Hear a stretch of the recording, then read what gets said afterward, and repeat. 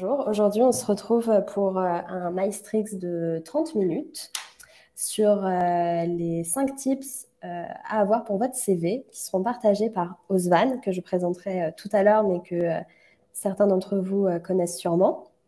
Alors tout d'abord, bienvenue chez Maestro. Maestro, c'est l'école du produit et de la tech qui forme les PM de demain.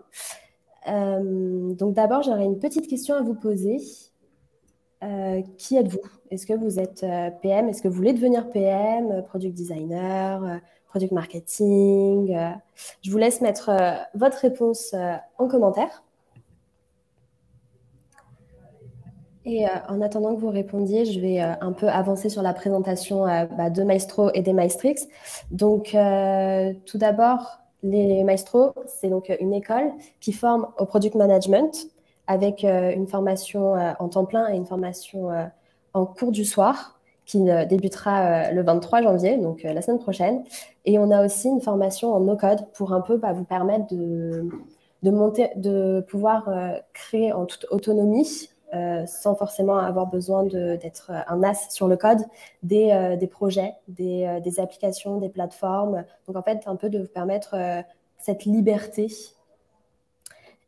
Et donc, comme je vous le disais, les formations, on en a une le 23 janvier en Product Management part-time. Donc, c'est en cours du soir, 2 soirs par semaine, pendant 14 semaines. On a celle en no-code qui débute le 9 février. Et après, la prochaine temps plein de Product Management est le 27 mars. Donc oui, les MyStrix, c'est les événements produits. Et si vous souhaitez nous suivre et en voir d'autres, je vous donne rendez-vous sur notre page Meetup. C'est là où on partage tous nos événements, tous les événements à suivre. Et ce mois-ci, il y en a pas mal de programmés déjà. Donc, vous n'allez pas en manquer. Vous pouvez aussi nous retrouver sur LinkedIn et sur notre site directement. Et donc maintenant, je vais laisser la parole à Ozvan qui va se présenter. Oui, bonjour à tous. Du coup, ravi d'être présent avec toi, Shana, aujourd'hui. Comme c'est bien inscrit ici, alors moi, aujourd'hui, je suis Admission Manager chez Maestro. Donc, je m'occupe de toutes les admissions au sein de nos différents bootcamps en Product Management et en no-code notamment.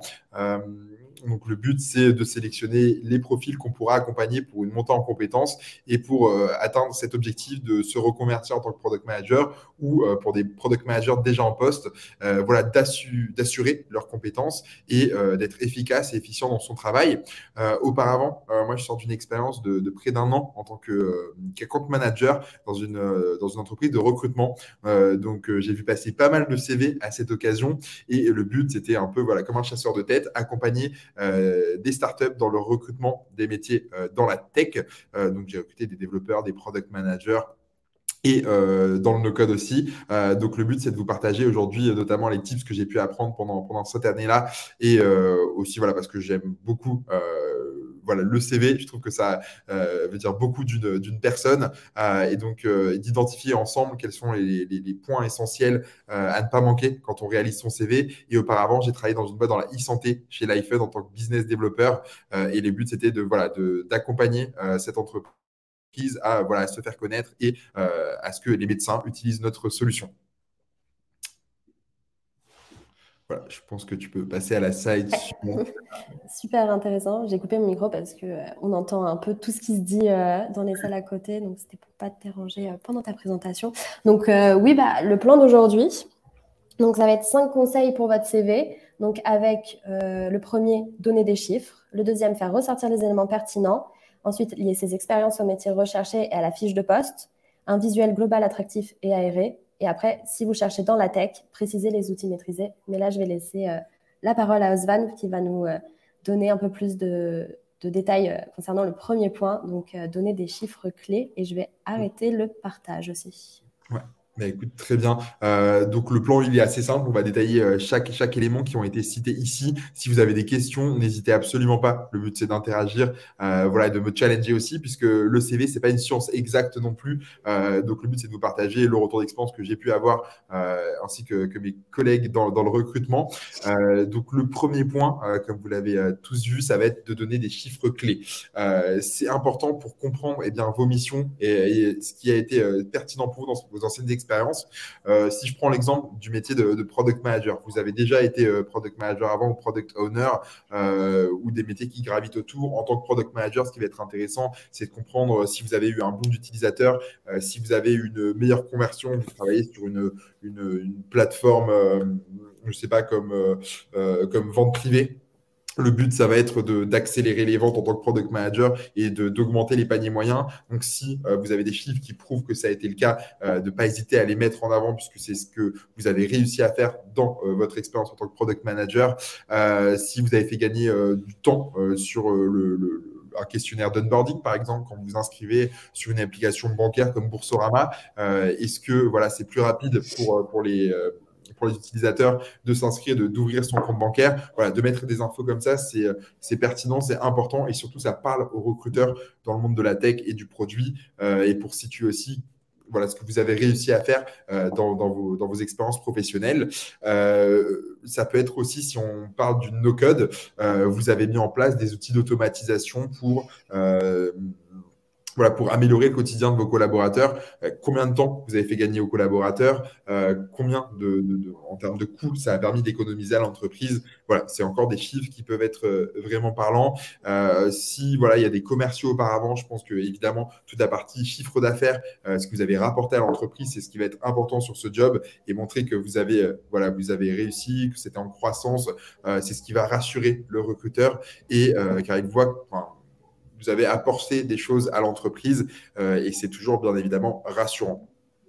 Si je prends aussi l'exemple, puisqu'on en a quelques-uns du bootcamp Product Management de Maestro, donner des chiffres clés, ça peut être, vous avez suivi le bootcamp, combien d'études de cas vous avez suivi? 25 études de cas. C'est plus parlant que, voilà, on a étudié diverses entreprises, voilà, donner un chiffre, donner peut-être des secteurs aussi d'activité qui vous intéressent, si vous voulez travailler dans je ne sais pas, dans la santé, par exemple, prenez l'exemple de pour la plupart, vous avez vu la PM ou la User Research de Doctolib, de ne pas hésiter à en parler, de mettre des noms d'entreprises que vous avez vues dans ces études de cas qui pourront aussi être pertinentes. Donc ça, c'est vraiment la première chose, vraiment avoir des chiffres clés qui permettent de comprendre quelles sont vos missions. Et quand tu dis donc les chiffres clés, c'est par exemple ceux-là, tu les places pour un peu avoir le visuel du CV, tu les places juste en dessous de l'intitulé de poste quand tu détailles un peu tes missions, parce que c'est très important de détailler les missions.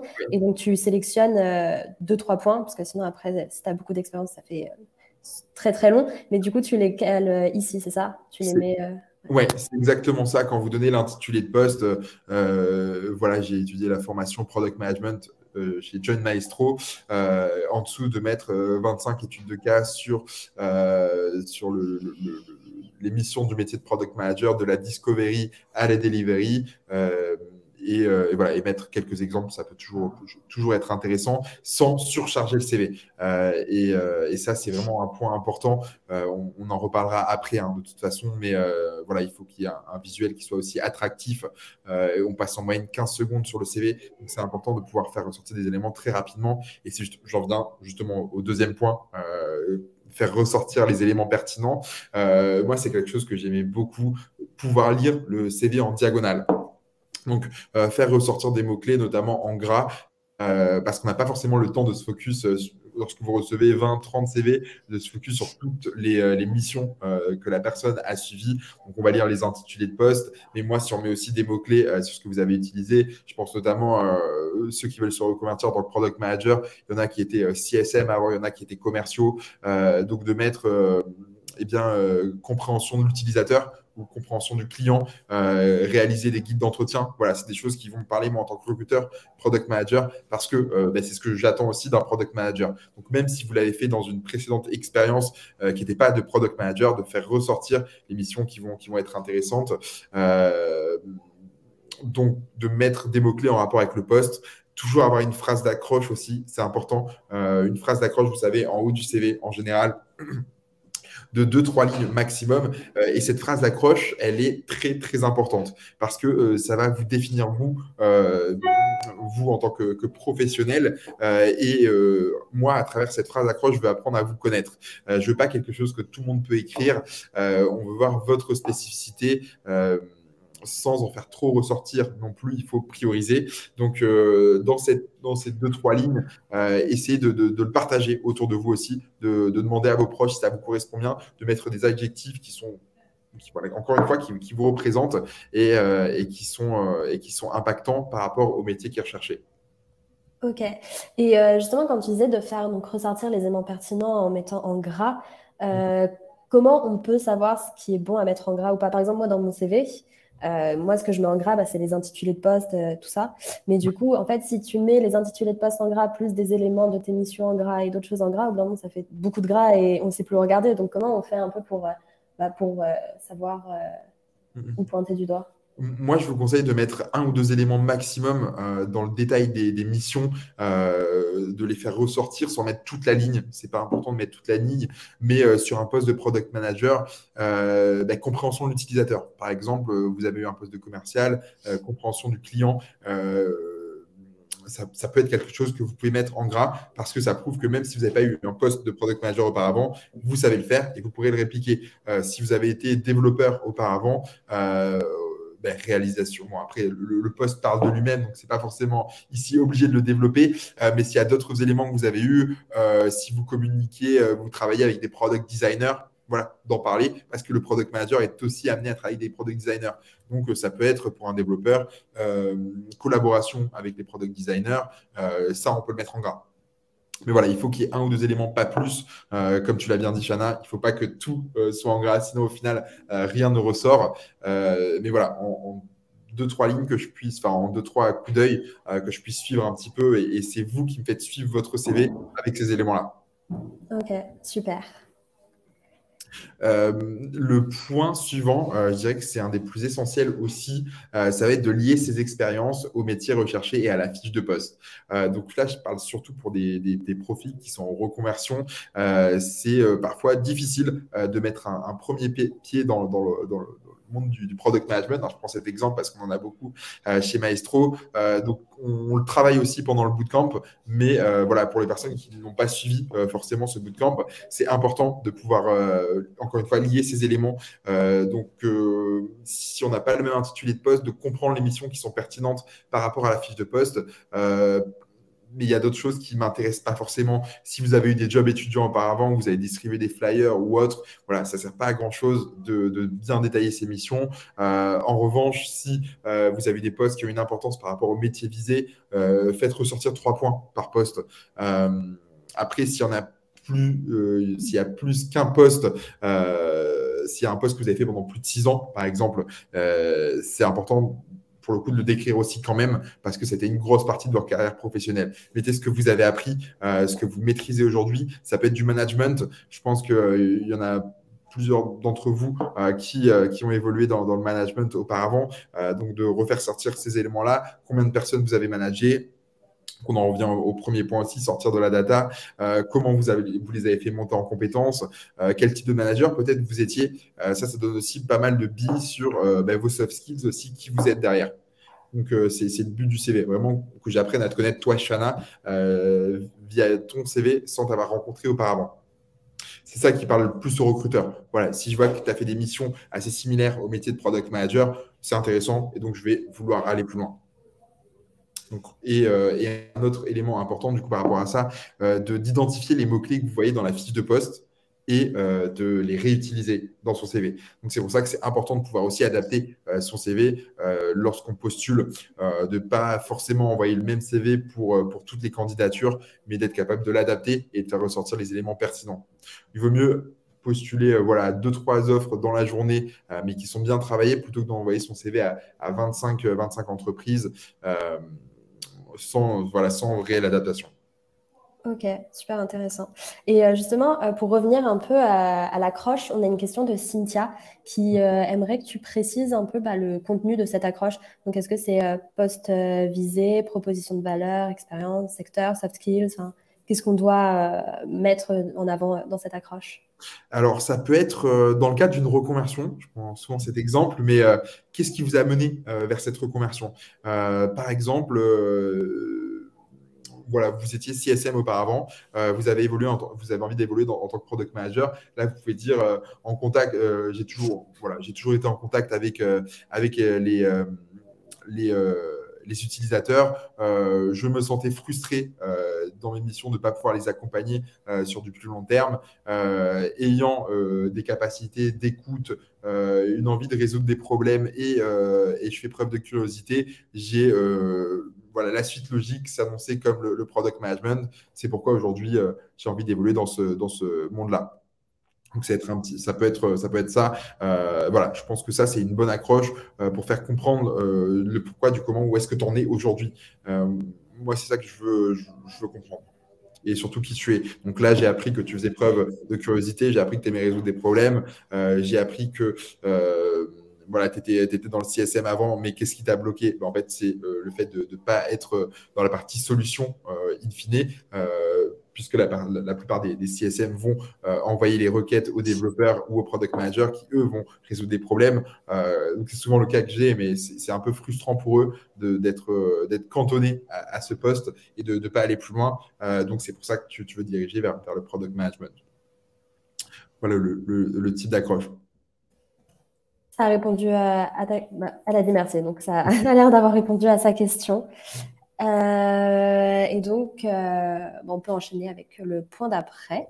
Ouais, le point suivant qui est aussi très très important, ça va être le visuel. Forcément, un visuel attractif, aéré, on va plus avoir envie de le lire, voilà, qu'un CV qui est pas très design ou alors sur lequel il y a beaucoup d'informations. Voilà, s'il n'est pas attirant, on va passer moins de temps dessus, donc forcément, il y a moins de chances qu'on vous recontacte derrière.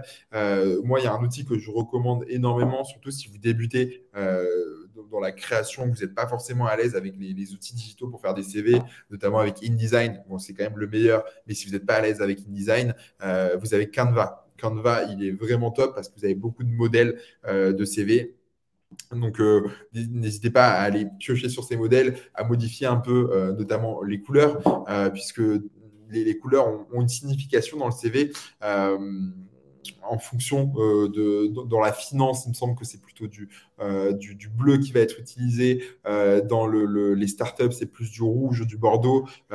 Si vous tapez sur Internet les couleurs dans le CV, vous verrez justement toutes les significations et vous trouverez eh bien, la couleur qui vous correspondra aussi à vous. Le CV aussi doit vous ressembler. Je pense que c'est important en fonction voilà, de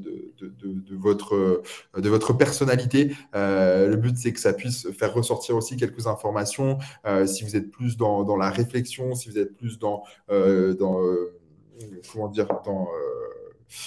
dans la démonstration, voilà. Je veux que votre CV il soit aussi à votre couleur, à votre image, et ça, c'est important. Autre chose, pas plus d'une page. Voilà, ça m'est arrivé de voir des CV de 2, voire de 3 pages. Non, c'est pas nécessaire. Pourquoi? Ça veut dire déjà deux choses sur vous. Ça veut dire que vous n'êtes pas forcément capable, ou en tout cas, vous n'avez pas réussi à le faire sur le CV de synthétiser, de prioriser aussi les informations qui sont importantes. Donc, une page maximum. Et si c'est trop chargé, voilà, ça peut faire fouillis aussi. Et ça voilà, manque d'esprit de synthèse. Donc, il faut réussir à mettre seulement les informations qui sont importantes. Et quand vous le voyez, voilà, vous dites, il est aéré, il est intéressant, il donne envie d'être lire. Et encore une fois, demandez à vos proches. Je pense que c'est toujours intéressant d'avoir un regard extérieur, puisque en général, moi, quand je faisais mon CV, je passais parfois une journée entière dessus. Donc, ça peut être très long et à la fin, on ne voit même plus les erreurs qu'on peut faire et de demander à quelqu'un qui a un regard extérieur et surtout honnête peut vous permettre d'améliorer au quotidien votre CV et de le faire en sorte qu'il vous ressemble. On peut aussi innover. Je vous ai parlé de Canva tout à l'heure, mais il y a certains CV qui sont sur Notion, par exemple. Si tu veux devenir product manager, ça peut être intéressant de changer un peu de format de CV parce que Notion, c'est un outil qui est quand même amené à être particulièrement utilisé dans la tech. Donc, vous avez pas mal de CV. Vous avez des exemples pareils. Vous regardez CV Notion, Product ou autre. Vous aurez beaucoup d'exemples sur lesquels vous appuyez. Et ce qui est bien, c'est que vous pouvez mettre sur Canva ou même dans votre CV classique, hein, si je puis dire, un lien vers votre portfolio ou montrer un peu ce que vous avez fait auparavant.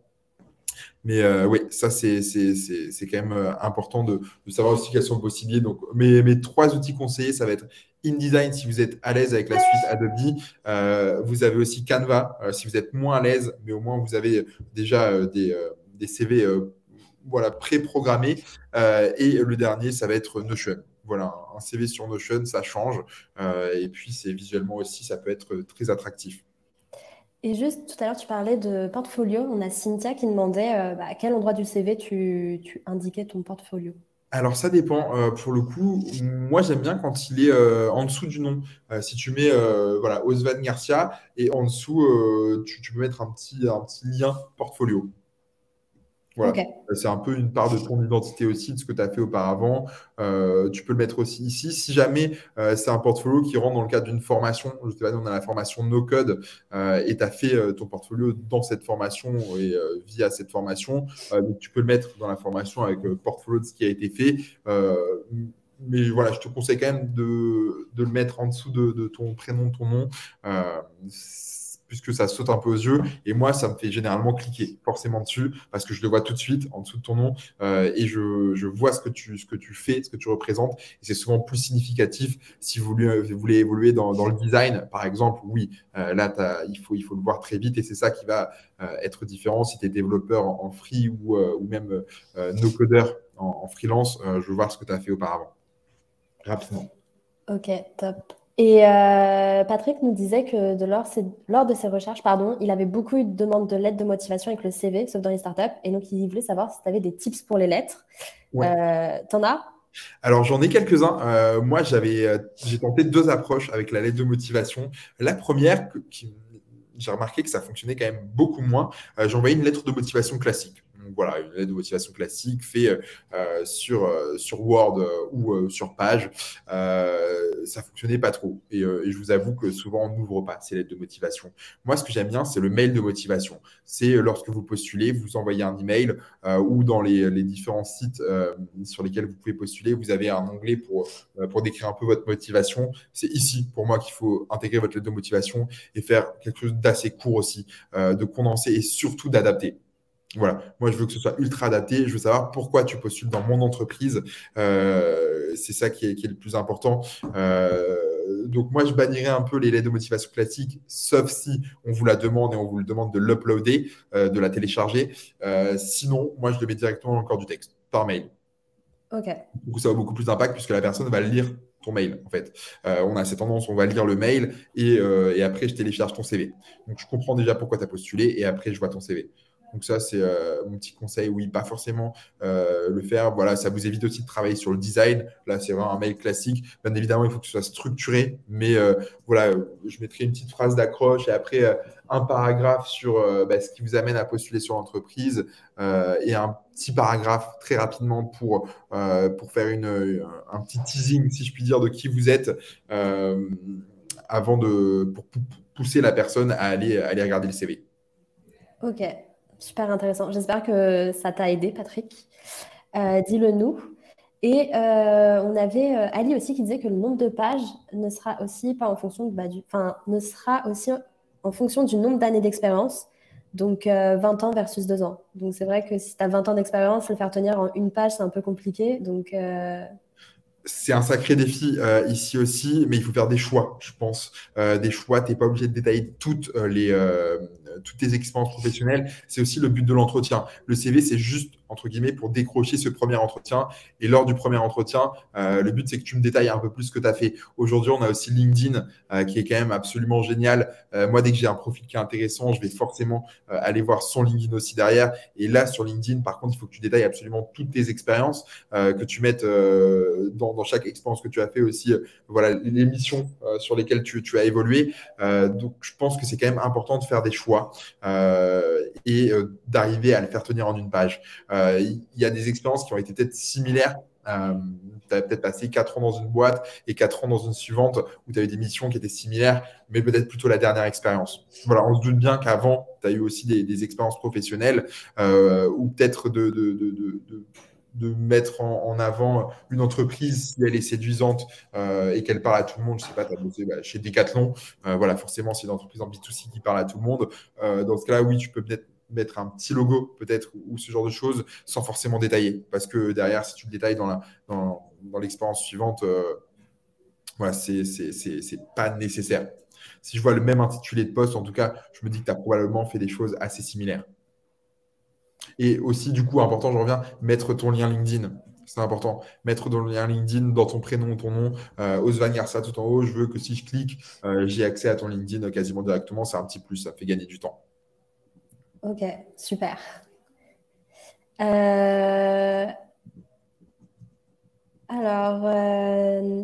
là, j'en profite pour répondre à Cynthia qui nous demande si on a un webinaire sur le contenu du portfolio. Et je ne crois pas, mais ce serait une idée pour un prochain Maestrix, tout à fait. Donc, pourquoi pas un prochain Maestrix sur le portfolio. Et on a Maïlis qui nous dit qu'en est-il d'un CV pour un profil en reconversion? Comment le tourner? J'ai entendu parler du CV par compétences. Oui, c'est important de mettre en avant les compétences clés.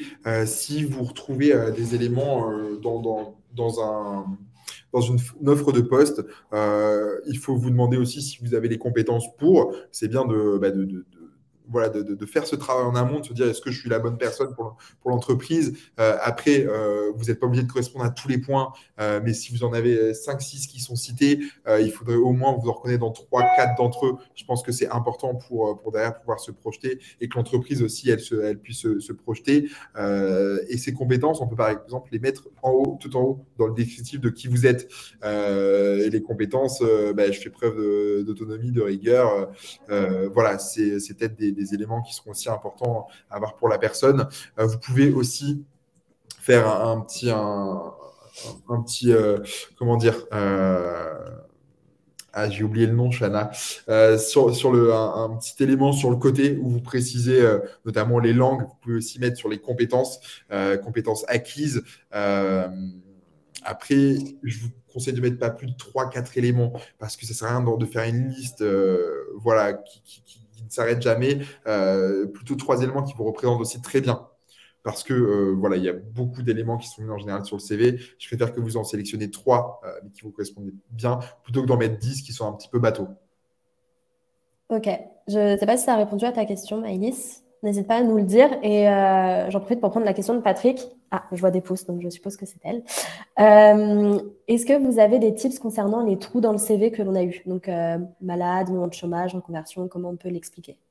Oui, alors c'est plus lors de l'entretien, je dirais qu'il faut en parler, être le plus transparent possible. Voilà, c'est arrivé, on a des parcours de vie qui font que parfois on n'a pas le choix. Ce qu'il faut montrer, c'est peut-être le cheminement de pensée que vous avez eu, où est-ce que vous en êtes aujourd'hui. Vous avez envie justement de vous remettre à flot, de vous relancer dans le monde professionnel. Voilà ce qui vous intéresse. Moi, j'ai un de mes amis justement qui avait un gros trou sur son CV et lui, ce qu'il disait, voilà, il n'avait pas énormément d'expérience pendant ces années-là, mais voilà, d'être transparent, il sait ce que ça fait de ne rien faire et il n'a plus du tout envie de retourner là-dedans. Donc, je trouvais ça assez intéressant de se positionner comme ça. Ça montre qu'il y a eu un vrai changement de mindset qui s'est déroulé et ça a convaincu son employeur au final. Il s'est dit, voilà, il sait ce que ça fait et depuis, ça se passe très, très bien pour lui. Mais voilà, d'être le plus transparent possible, de mettre aussi les dates. Et si il y a une question, dans tous les cas, la personne viendra vous voir. Après, s'il y a un trou qui est quand même très conséquent, n'hésitez pas à mettre si vous avez eu des projets. Si vous avez des projets, ça c'est important. Si vous êtes formé, si vous avez pris du temps pour monter en compétences, c'est important de le préciser aussi. Et ça va rassurer aussi, quel que soit. Mais le but du CV, c'est de pouvoir décrocher ce premier entretien. Donc, c'est pas obligatoire d'en parler. Voilà, de mettre, il ne faut pas le préciser forcément. On ne le cache pas, mais on ne le précise pas.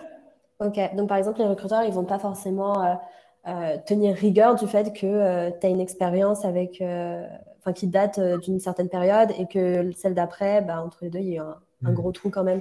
Ils vont Mais pas.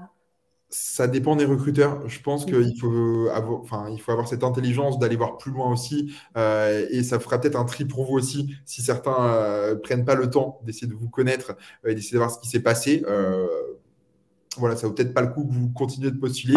Donc, ça vous fait aussi, vous, une première barrière qui vous aide à sélectionner aussi les employeurs derrière. En revanche, voilà, si c'est une entreprise voilà, qui prend compte on va dire la qualité des expériences que vous avez pu avoir ou autre, c'est pas un trou de 2 3 ans qui va être rédhibitoire. Si ça l'est, c'est peut-être pas la bonne entreprise pour vous, pour le coup.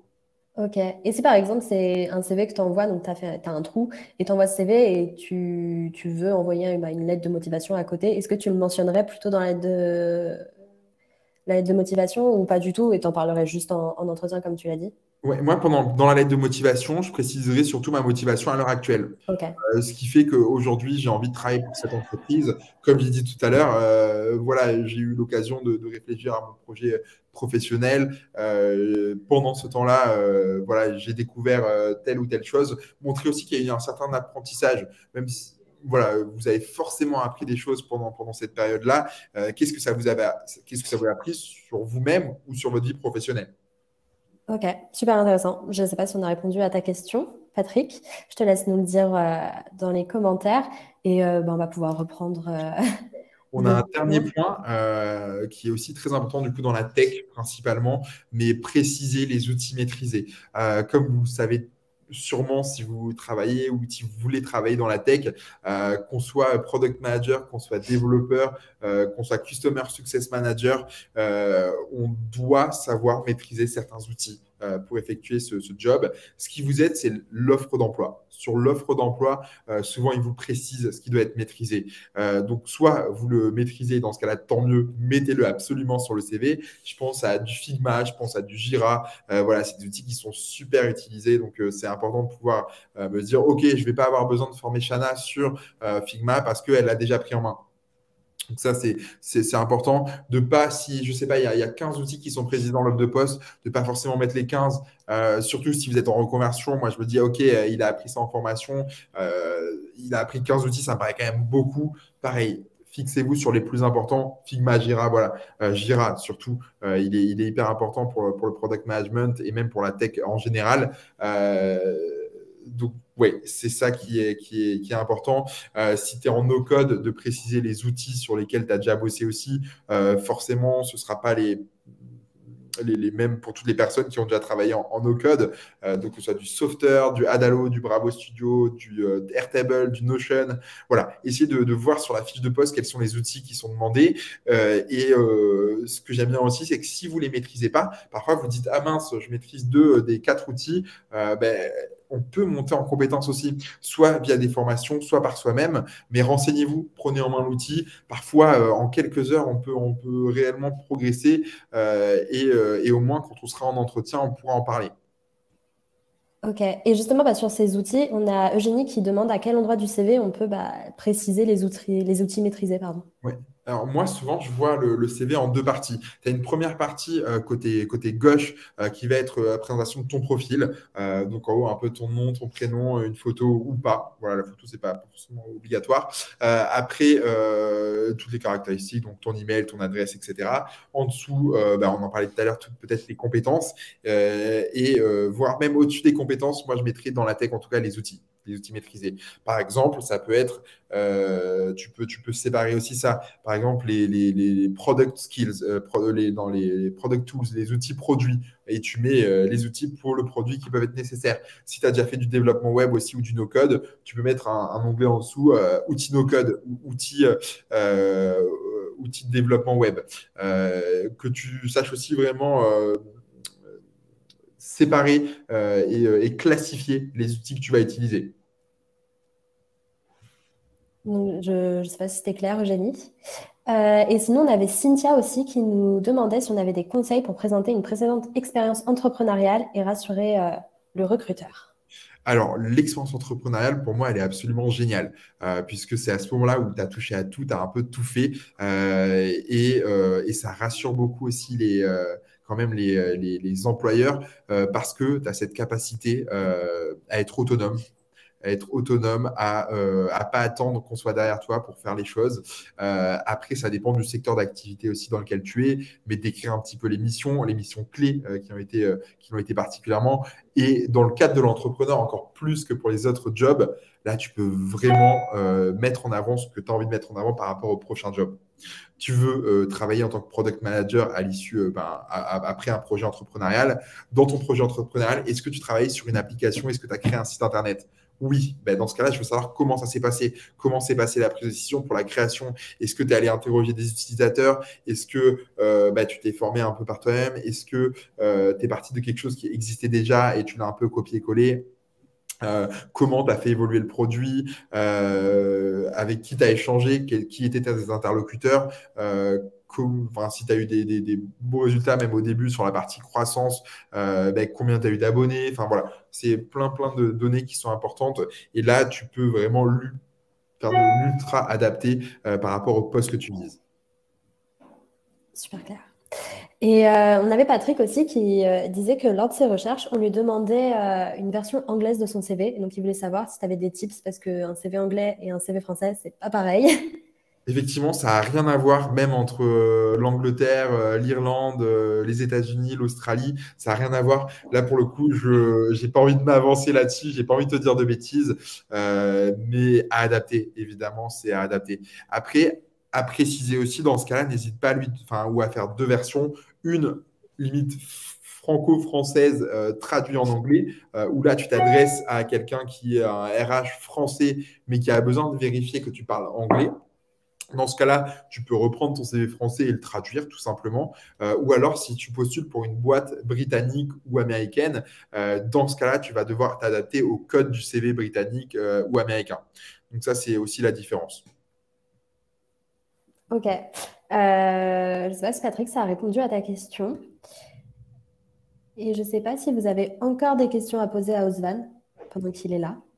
Alors, Cynthia et Patrick te disent merci. Je pense que tu as Avec bien plaisir. répondu à leurs questions.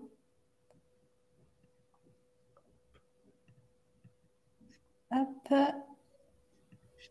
Alors, j'ai... Ok.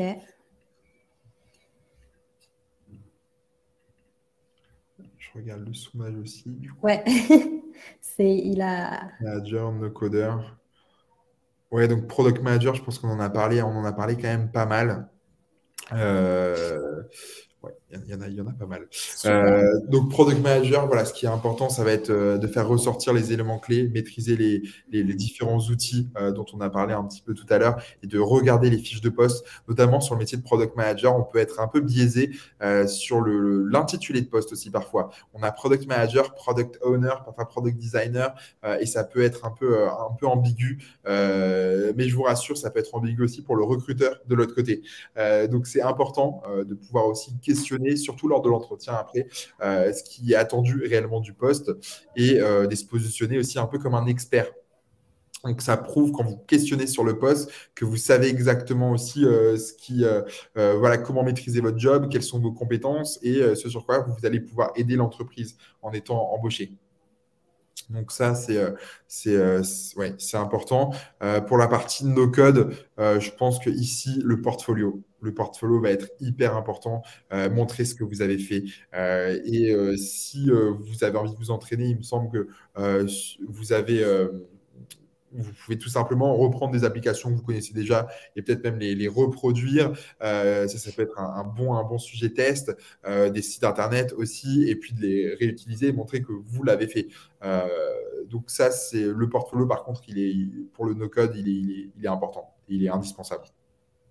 Super. Et oui, justement, on avait fait un Maestrix avec une employée de Superforge qui s'était entraînée avec les outils no-code à reproduire une application qu'ils utilisaient en interne pour se familiariser avec l'outil, en fait. Et c'est vraiment que c'est ce qu'il faut faire. C'est ça. Et après, on monte en compétence, en fait, directement sur l'outil. Donc, il n'y a rien de mieux. Pour no-code, il faut aussi vérifier avec l'entreprise quelles sont les technologies attendues, puisqu'aujourd'hui, on a une centaine d'outils no-code.